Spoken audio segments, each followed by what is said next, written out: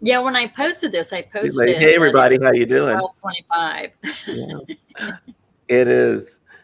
Good evening, good morning, good afternoon, everybody. Today we're going to talk about things that Penelope does in a world where the demand for mental health support is more urgent than ever. The unique needs of our first responders present a pretty challenging and pressing challenge. Our first responders face extraordinary situations daily, and they witness tragedies that take an enormous toll on their emotional well-being. Um, their experience call for pretty specialized care and understanding.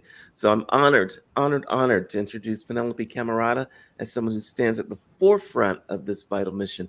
Penelope is a 6.5 year veteran as an EMT in Philadelphia. Her journey through personal trauma led her to discover alternative therapy methods that are tailored specifically for first responders, veterans, and frontline workers. So, through her business, Internal Consciousness, she provides a lifeline of emotional, mental, physical, and spiritual support using innovative techniques, I guess, and modalities like Reiki, Ayurvedic medicine, and sound healing. She's a therapeutic trauma life coach with a passion for healing. So, like her experience, her wisdom, and expertise offer a beacon of hope for those who are dedicating their lives to helping others. And in just overall, she's an amazing person, and I'm glad to have her on the show. So let's learn more about her. Here we go.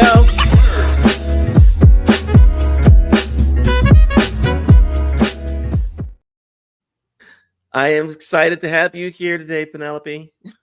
I'm excited to be here. I have been looking forward to this for like a week now.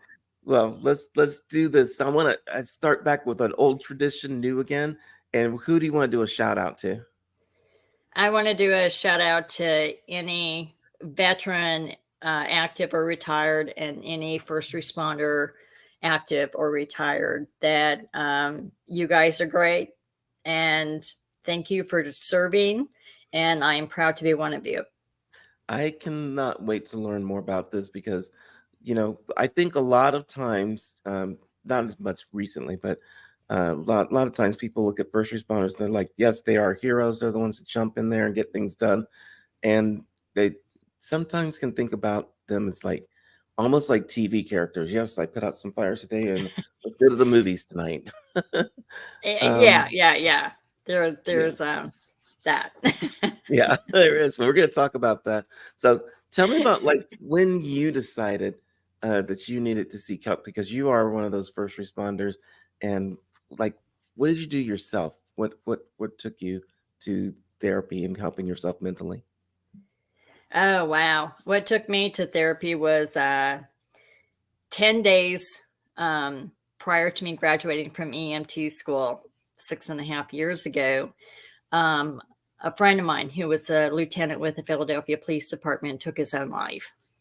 And Mm, unfortunately, I didn't know about it until literally the day before I was to take my exit exams for the EMT at the state level. And I literally was in shock. I didn't know how to process it. I've been around, my mom being sick, my raising a diabetic daughter, my uncle being an EMT and a sheriff, always being around law enforcement and EMS. I've always kind of dealt with that, but nothing that hit that personal, that close to home, literally in the same zip code yeah, as where I've been at.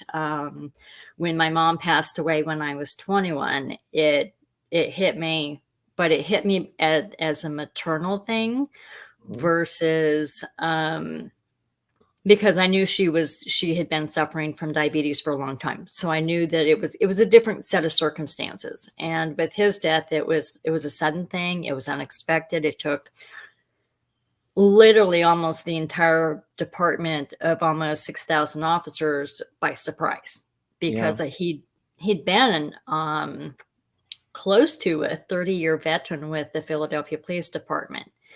So him doing something like that was a big, huge thing, and how he did it was another because he'd been on SWAT. He had a master's degree from Temple University. He was one of the top training officers out there. he built his life around being a cop, Mhm. and he was an arms expert. He was their sniper. He tested equipment for gun companies on their accessories to make sure that they were correct and accurate, and they worked correctly. He had his own collection, so him taking his own life by prescription medications was a big hit, because that was totally not him. He was the ultimate Italian American Goomba. Right. Um, his family actually has history in Philadelphia back in the 80s, with Chicken Man Testa. Um, that was a relative of his. So there's Uh-huh. actually a lot of history in Philadelphia for this man. And proud Sicilians don't do what he did. Right. And I'm trying to process this. And I was married to a part Sicilian, so I'm trying to process all this. And I've got this state test to do. And I'm like, I got to get through this. I can't deal with anything else right now. I was in tears during my entire state test.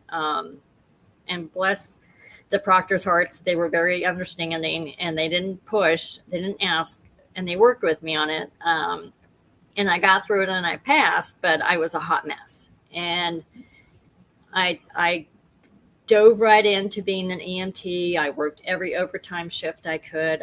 To me, that was normal, was Mhm. working 60, 70 hours a week. I've always worked 2 jobs, so I put all my hours into one job instead. And finally, it got to the point where about a year into it, I started getting, I don't know, if you want to call it disillusioned, or disheartened, but it was, I guess it was everyone's attitudes in EMS, that this is I'm not getting paid enough. They're whining about hours, they're whining about the job, they're whining about this, that, and the other. And I'm like, and I'm the most easygoing person around, or I used to be. Yeah. And all of a sudden, it's just, I'm looking at them like, grow a pair. Did What it is your did problem? it affect the rest of the department, like you? Did you guys ever stop and talk about it? Um, No, it was like, you need to take some days off, go do something. And it's like, yeah, you got me on the schedule for 7 days straight. Really? yeah. Seriously? I'll take a day off at that point. And it never happened, because it got pushed back into the back of the mind. Other things came forward, responsibilities. Um, Uh-huh. and I worked in an environment where that was not a thing that you talked about, because it wasn't that big of an issue to them. Wait, let me And get straight. You're saying that someone taking their own life, who's been on the force for 30 years, was not a big issue to them? no, talking about it wasn't a big issue. I should have moved on by now, because it was just a friend.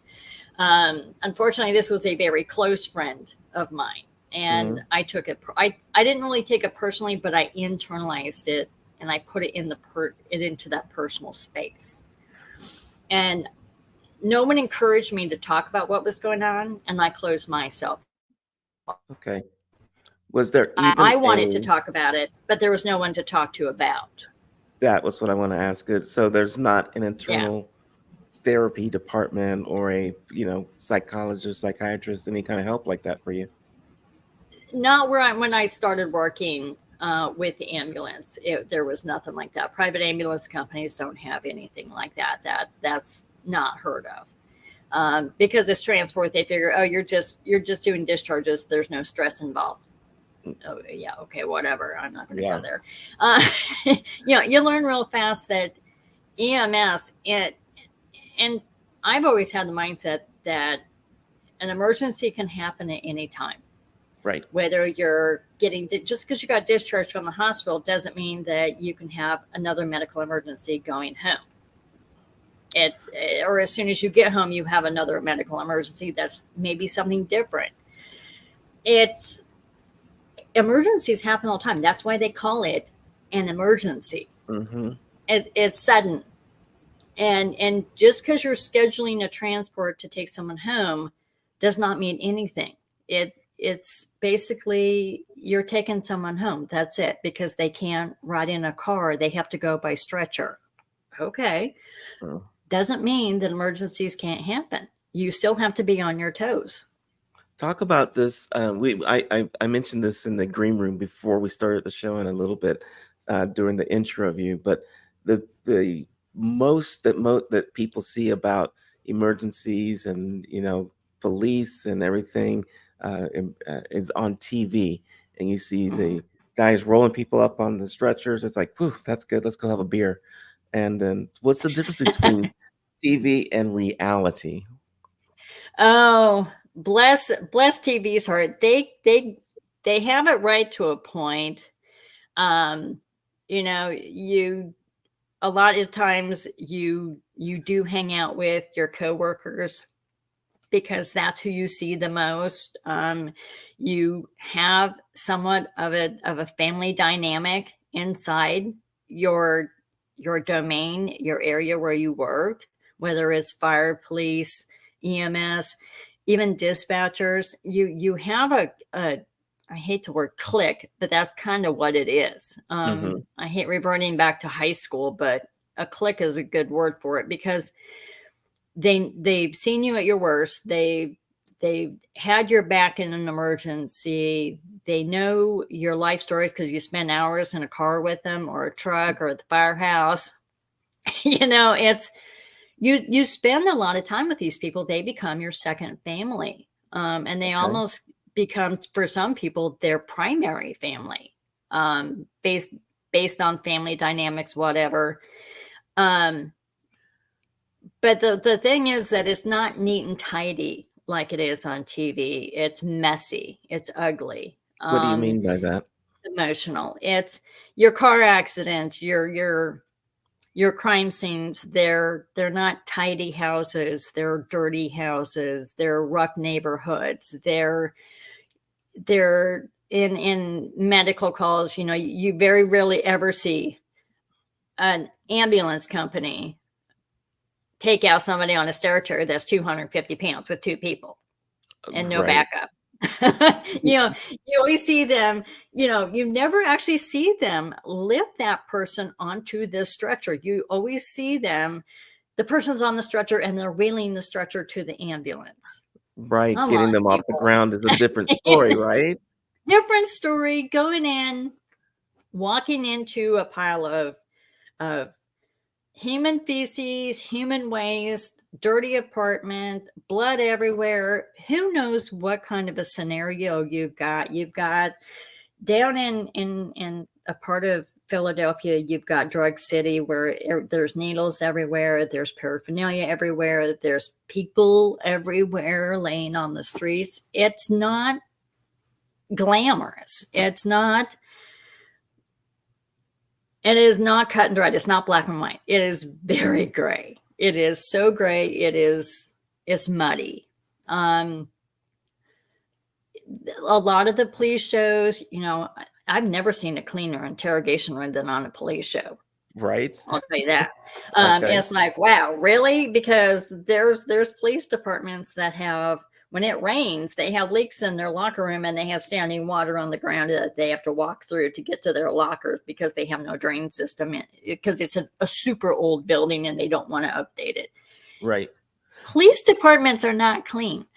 I did do a walkthrough through a police department at one time, one of the districts here in Philly, and it wasn't bad, but it's very dull, very boring, very quiet.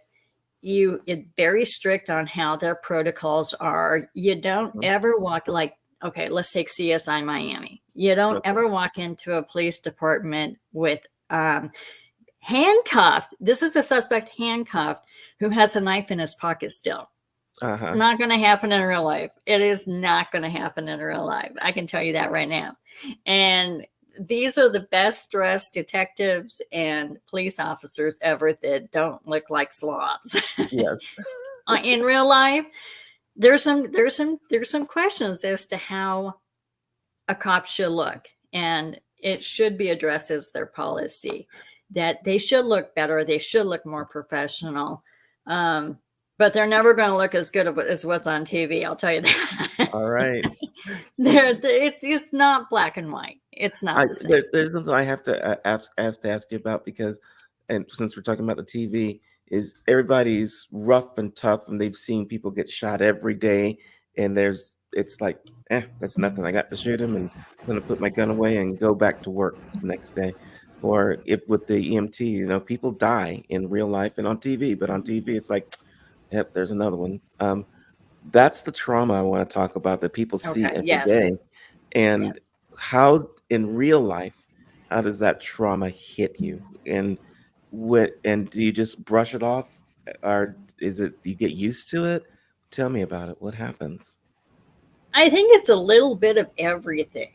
Um, at first, you can brush it off. Um, it also depends on the trauma because we don't know what our we carry 5 generations of traumatic DNA in our DNA system as a person. Okay. So whatever happened to our ancestors 5 generations ago has actually been brought forward, and we carry that DNA. We don't know what's in that DNA. We don't know what could possibly trigger us at all. Hmm. Um, a good example is when I first volunteered at Springfield Ambulance Company in Delaware County. My first call on night shift was a burned car with a burned victim inside.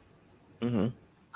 And my entire reaction to it, I stood there and had no emotions at all, at all. I didn't cry. I didn't get upset. I didn't start hyperventilating. I didn't start freaking out and babbling. I literally like, oh, okay. The state trooper walks over to me and says, "You guys need to pronounce." And I'm like, let me go find out if we can do that or not, because we can to a point, but there's under certain protocols. Hmm. And so the the EMT that I was precepting with, she said, "No, we don't do it. Make the medic do it." And then he went and told the medic, and the medic's like, "No, medical examiner's on its way. We already know he's dead, but the medical examiner can come out, and when he comes out and get the body, he can pronounce it. It's I had called no idea paperwork." that there was like politics to death. You're not Oh really yeah, dead oh until yeah, someone says. yeah, yeah. Okay. It's we have a in Pennsylvania. EMTs have a protocol where we can pronounce if it's an obvious death, if there's obvious rigor mortis, if it's an obvious burn victim in a burned car. We know that's like there's no way to recognize them. Yeah, we can pronounce that, but the Hmm. paperwork behind it is horrendous. So we push it off to the medics, Next person. know, Right. and 9 times out of 10, they push it off to the medical examiner and tell them to deal with it because they got to pick up the body anyway. It's just, we don't want to deal with the paperwork because there's other things going on behind the scenes with that paperwork that we don't want to Let, deal let me, with. let me ask you a question though. You were there. This is your first case, I guess, and you My said you first weren't. 911 case. Okay, this is your See first one burn out of the body. gate, and you were First one out of the gate, yeah.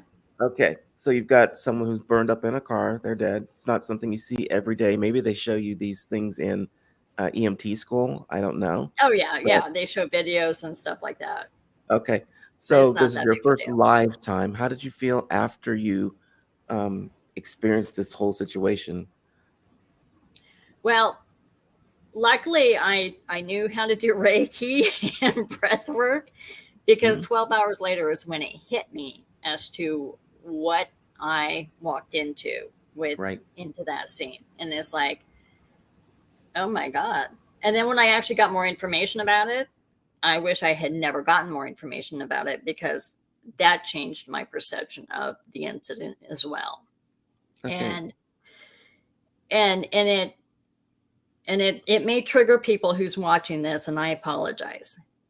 It What happened was that I found out that the person had been alive in the vehicle when it caught on fire and he burned to death alive. Hmm. And a cop tried to bust out the windshield to get him out and could not. So it not only affected and impacted that cop, especially, but it also impacted all those drivers that were there on that freeway that seen the accident and were almost in as part of that accident that watched it happen. Right. And then when you get EMS personnel and firefighters on the scene and they find out this guy was alive and got burned alive, that has an impact on now me. And then I get to take that home. Mm. And, luckily I don't have anybody I can dump this onto at home, because when I got home 12 hours later, I was a wreck because I kept thinking about that information. It was like a Ferris wheel in my head, just rolling around in there and not stopping. And Right. the only thing that got me through it was the techniques I learned through pulling myself out of my own depression, of the Reiki and the breath work and listening to certain types of music that calmed me down, and Right. smells. Smells are a big thing. It You worked. know, what's interesting here, and you just brought this up. I didn't think about it. You're talking about it from your point of view, and you were the one. You're processing your own stuff, but you're right. There's the people driving by. There's the people standing around. They're all affected by this accident and about by the death, and it makes it even more important, I think, that you have now gotten to a place where you're helping other people work through these traumas. Because I certainly don't know how I would handle it, but the when did you start like working with other people, knowing that they needed help? They couldn't just like go home for a week and come back and be okay. That it's extraordinary.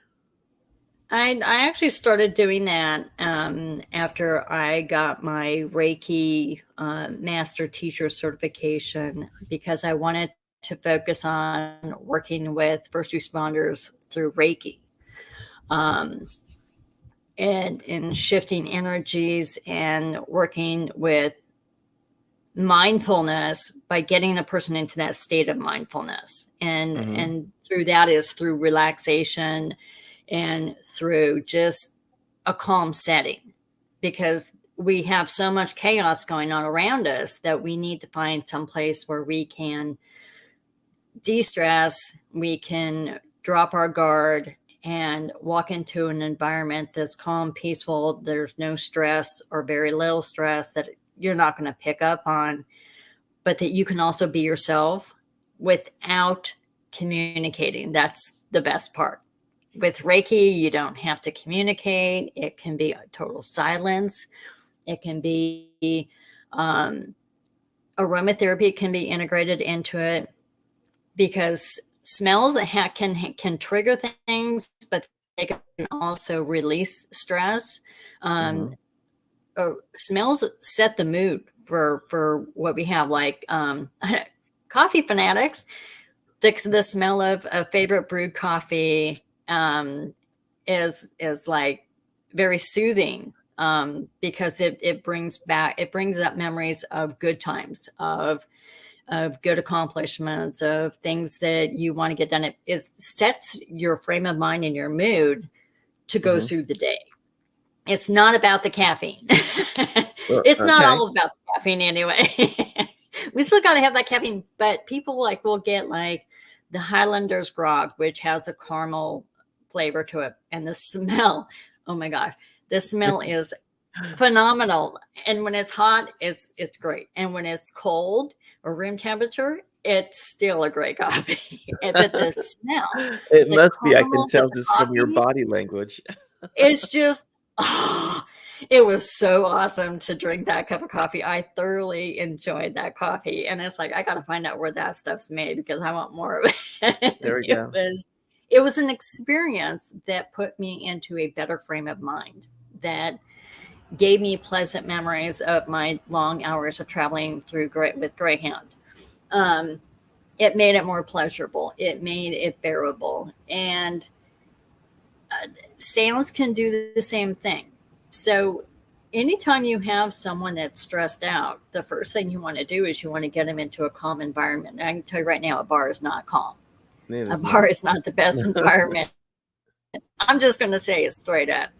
A bar is not a great place to decompress. A restaurant is not a great place to decompress. You need to have some place where you can kind of have I guess, a safe haven where you can go into your little cocoon and you can go in there as a moth and come, go in there as a caterpillar and come out as a butterfly again. I got to ask you this because the we've been so programmed because of TV. It's like all the great things happen in bars, um, and Exactly. right, like what is it? Is there a culture or is there a mindset that the boss has, whoever that chief is, that like, okay, these guys need to suck it up and get back on the job, and if you take time off for mental health, you're weak, and we're not going to put up with that?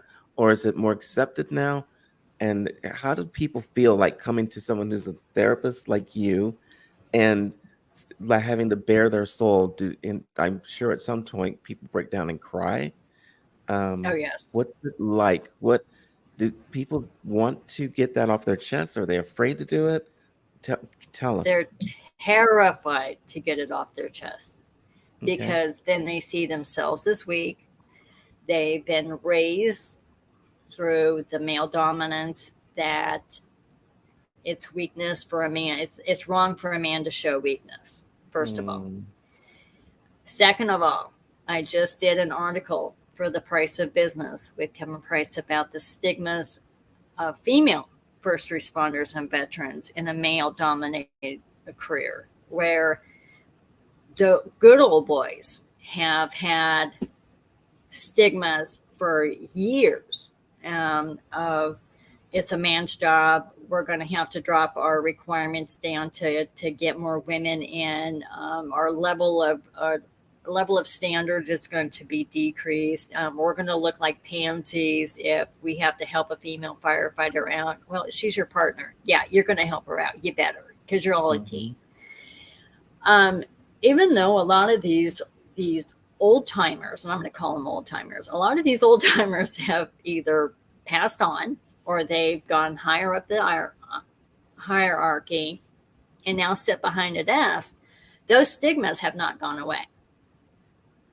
They have stayed in place. They've decreased some, especially where you're in like, well, I really even can't even say like even in a big city where you have a lot more females in the male dominated careers, because a lot of times you may have a platoon at one ladder company out of the entire ladder ambulance, and maybe if there's a phone truck there, you may have one or two women the entire shift for a 12-hour shift, Mhm. and those are 4 days on, 4 day off rotations here in Philly. Okay. So you're one of maybe two women on a shift, or one on a shift with a bunch of men.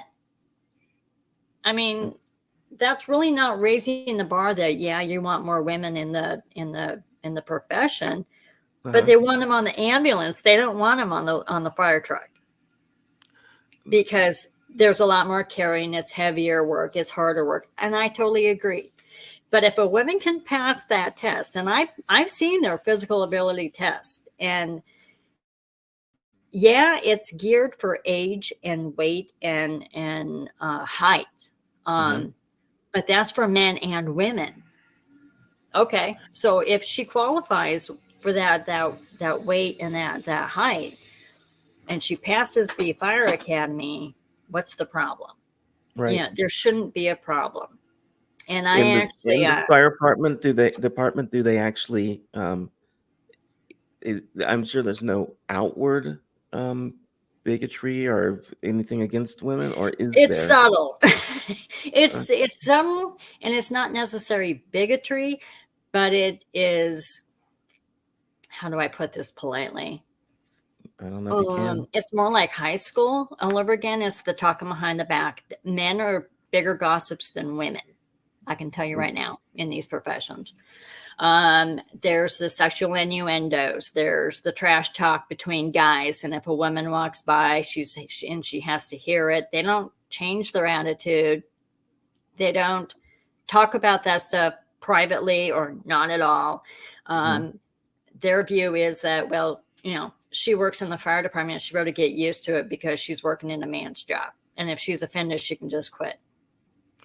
And does that same thing happen in the EMT world, or is it mostly in the police or Not as fire or much. something like that? Mostly it's in fire for that, and police. In EMS, it's more like they whine and snivel to each other, and then they go to the supervisor and complain that somebody can't lift a patient, and that their back hurts because their female partner can't lift. Uh-huh. And usually Interesting. they're So the ones that get stuck driving the most. now get stuck There's driving. That's there's interesting. That several seems like ways. everyone growing up wants to like drive the fire truck. You're saying that's the Oh, part people don't want to do? they don't want to drive the ambulance. They're not just an ambulance driver. Oh, I see. Because the ambulance driver stays in this ambulance. They don't get out and do things. They do, but they don't do patient care or as Okay. much. They're supposed to be very set roles for each person for it to Gotcha. run smoothly. Um, I've yet to see that in Philadelphia run smoothly. Mm, I've seen it run more smoothly out in Delaware. Literally, my driver, I would be the primary crew chief, whatever you want to call it. I'd have my driver who was driving that day, and it was we had several without really knowing, in stone what they were, that the driver's required to do this, primary's required to do that. But it was like we knew what each other was supposed to do without saying it. We didn't have to have it mhm. written down. We didn't have to have it mandated. It was just how it was taught to us, and it worked very smooth. It was Gotcha. great. Go back to therapy for a second because okay, so Okay. now I'm seeing all kinds of I guess opportunities for therapy. You've got the discrimination therapy that goes on. You've got the trauma from different accidents. You've got everyday life therapy. What is it that you see most of, and where do people need the most, I guess, help? Where I've seen it is people that need help with triggers.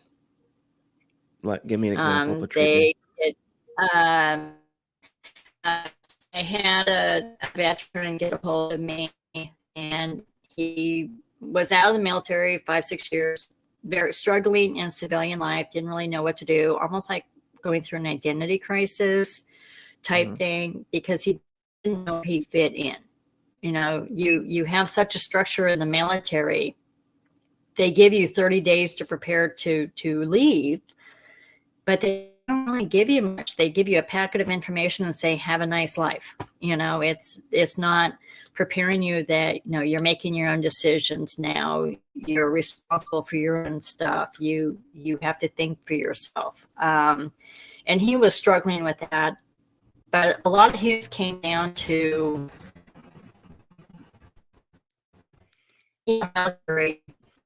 because he went into the military to get away from childhood traumas. Hmm. So I ended up having to work with him on going and dealing with that childhood trauma that was the start of everything. Because once you have one, it seems to snowball. And then you have to deal with the next. If you don't address the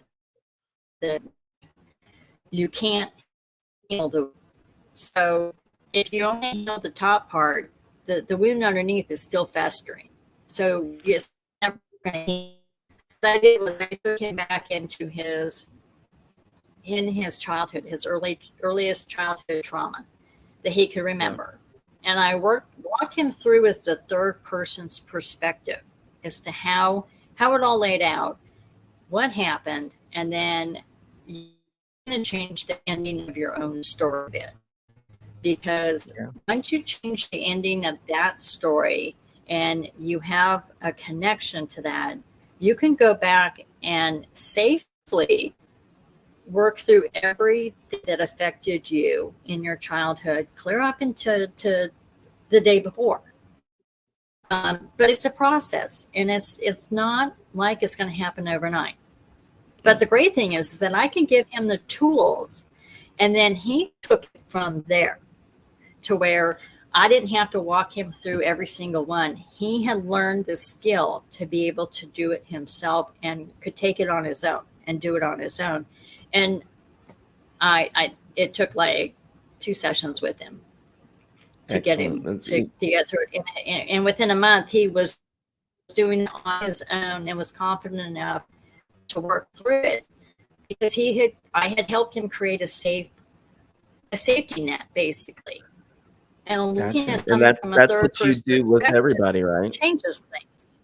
Yeah. That's what I try to do with everybody, and that seems to be, no matter what the problem is now, I help him go back to the root of the problem to find out the cause. Because once you find the cause, then you can change the ending to that story. You can change other things. And that also helps you change that generational trauma DNA. Yeah. I love that whole story. I hope that came through because you're breaking up on my side, but hopefully through the cloud, people could actually hear what was going on. I got most of it, and I'm liking what I'm hearing. Okay. Um, just so I want people to learn a little bit more about you, and I play this game with everyone called This or That, and we're going to do that right now. I'm going to give you two choices. You can choose one or the other, but you can't choose neither or both. So these questions start out easy. They get maybe a little more hard, and at the end we get more thought provoking. So let's learn some more about Okay. Penelope Camarata and see what's going on in that mind that you have. um, let's I avoid this question for almost everybody, but I'm going to ask you the easiest question Oh, ever, and it's because it's about relaxation. So for you, coffee or tea? You're the first person I've asked that question. tea. Really? Okay. Yes. As much as you love that one with the caramel and everything in it, you're going to go with tea. I love that. Okay. Mm-hmm. When you Tea. need to recharge. Okay, go ahead. No, I just said tea definitely. Okay. So when you need to recharge, do you prefer um, city living or countryside retreat? Oh God, countryside retreat. Okay. How about Reiki or sound healing? Because you do both. Reiki. Okay. You said that you don't have to be there for Reiki, which is good for a lot of people, I'm guessing. Oh, Definitely. okay. Journaling or meditation? Journaling. Okay. Uh, well, when working with first responders, okay, solo practice or group therapy? Solo. That- Are any of the first responders kind of up for the group therapy, or is it just too much? Not that I've seen yet, because they like the safety of the anonymity. Um, but I'm actually working on doing some online group therapy where the requirement is they have to have their cameras off. Okay. Okay. So they can still participate in group therapy, but still remain, have that confidentiality and anonymity until they feel safe. It's safe enough to turn on their camera for people to see them. Gotcha. How about for physical well-being, yoga or cardio? Cardio. Okay. What do you like to do? Kettlebells. It's very easy, and I can get through a set and I can stop. And Yeah. actually, kettlebell workouts are better for you than free weights, for weight distribution. And also, um, kettlebells have a unique thing that, because of the muscles you use in your body, you actually continue to burn fat after you stop working out. So you don't have to work out as kettlebells as you do free weights. I had a guest on once, and we talked about kettlebells, and they're just fascinating to me. And of course, my lazy butt has not gone out and actually got my kettlebells yet. The best I can do right now is my little bands, my stretchy bands, which work for me. 'Cause They can. I And do them all all you the have to do is time. get one 5 pound kettlebell. That's all you need. You don't need two. You can I can start with swing it one. above my head. Ooh, okay. Oh, I wouldn't do that. No, I wouldn't do it either. What's been more challenging for you, healing others or your own self-healing? Healing myself. Oh, okay. Why? We are our own worst enemy when it comes to judgments, criticisms, acknowledging our own faults. Mhm. And accepting that who we are is not a bad thing. It doesn't make us a bad person. Being comfortable in your own skin is tough. Society has so many rules and expectations that if you're not comfortable with yourself in any of the four areas, you're always going to be looking at yourself as being, well, people like to use the term broken, but Okay. it's it's totally incorrect. We're not broken. We're wounded, and the reason why it's mislabeled is because wounds can be Hmm. healed. There is nothing about us that cannot be healed. So that we are not broken like Humpty Dumpty. We just have a wound that needs treatment and we can heal and move on with our lives. Gotcha. We may Let carry me, scars, but that's what life's about. yeah. Let me ask you about mental health again. Care for first responders. Do you think the focus should be more on prevention or treatment? Definitely prevent. Yeah. How is that going to be taught in schools, or is that going to be taught once they get on the job, or where's that going to be?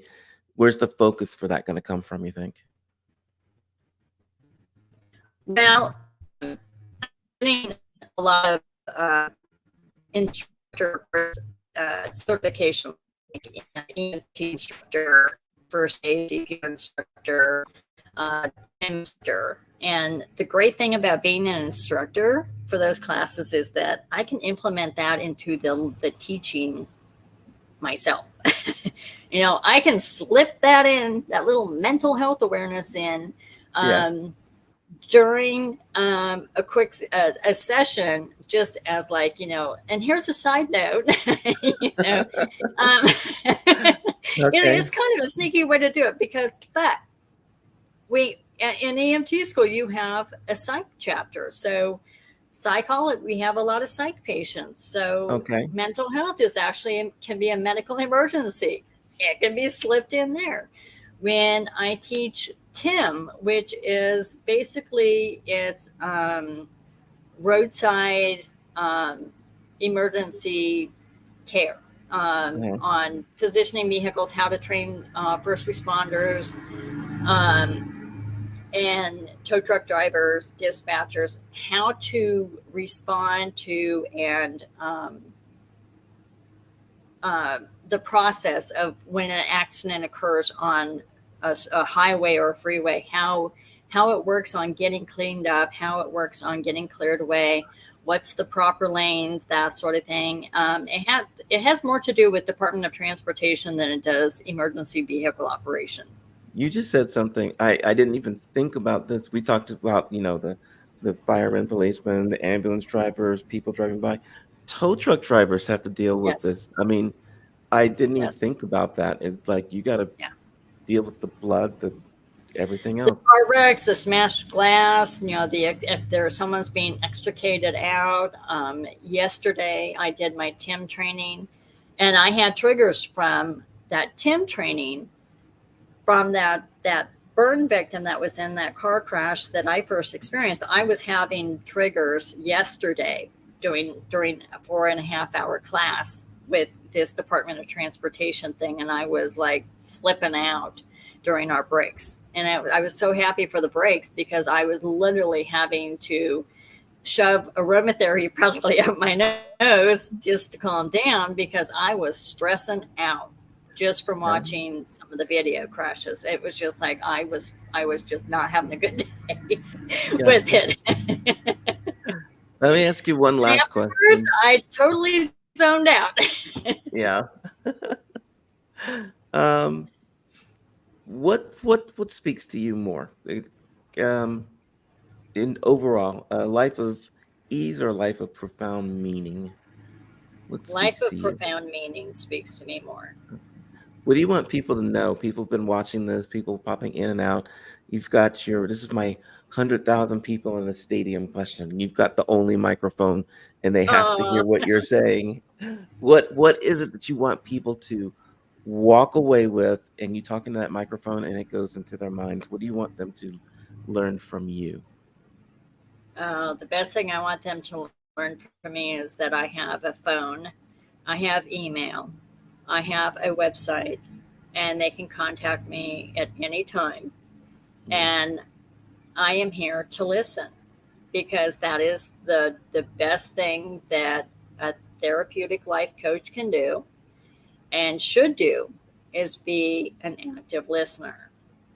exactly.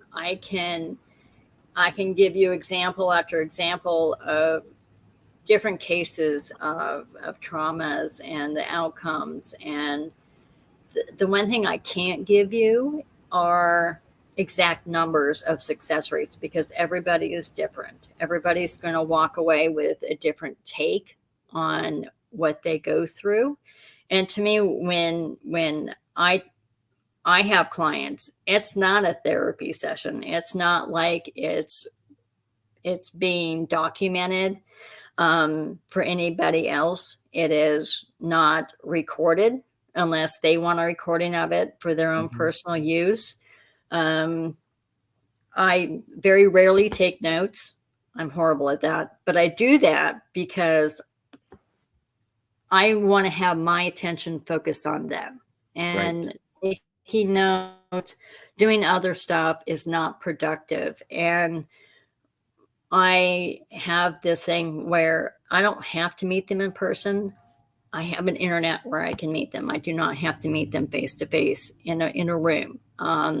If their safe haven is a walk-in closet in their bedroom where they Hmm. feel safe and they can decompress, and that's where they want to talk to me, by all means, have You've at got it. You know, a very interesting life. I want you to know. I want people to be able to stay in touch with you for sure, because I think what you're doing is super important. For everyone that's listening and can't see the URL that's on the screen, the website is internal dash consciousness. I'll let you look up how to spell consciousness. Dot, and it's spelled it's correctly. UniWeb. No, not you. I'm talking about people listening. So internal dash consciousness dot, and the next thing is UniWeb, but it's spelled UENI web. Uh, However you say that, UENI web web.com. So that's a tough one. Easier is Facebook and Instagram because it's just at internal consciousness. So that's the best way to get in touch with Penelope, or one of the ways. It's Yes. easy. And I love what we've been talking about. I'm going to leave that on the screen as we bounce out of here so people can write it down or look it up right now. And this has been a fascinating conversation. Seriously, I love what you're doing. So thank you for that. One thing I wanted to add to your TV question about TV in real life, there is Hmm. one thing that Okay. actually connects TV in real life to first responders and What is that? military, even, is that what people don't realize with actors and actresses, and what they don't realize is that when they portray those roles in movies, they develop trauma themselves because they Oh, are so ingrained into their roles. They sometimes become that person or that profession or that they embrace that role to where it you becomes them, and they can actually develop trauma from the roles they play. Heath Ledger had that problem. ah, I will tell you that you today have opened my mind. And I'm aware of mental health and issues, and people need to take care of it. But this specific examples of the people who deal with trauma every day is like it's been mind opening today. And even now you're talking about the actors and actresses. That's profound. I didn't understand. I didn't realize that. So thank you. Okay. It it Um, is trauma doesn't have a uh, like a plop effect in like the mud. Um, mhm. it definitely carries as the rock that skips across the pond. It has ripples. It causes ripples, and those ripples can be long reaching. It's what we do with those ripples and how we react to them is what Mhm. stops those ripples from occurring more. Gotcha. Thank you for being on. I really appreciate you. I really, Well, really thank do. you for Thank having me.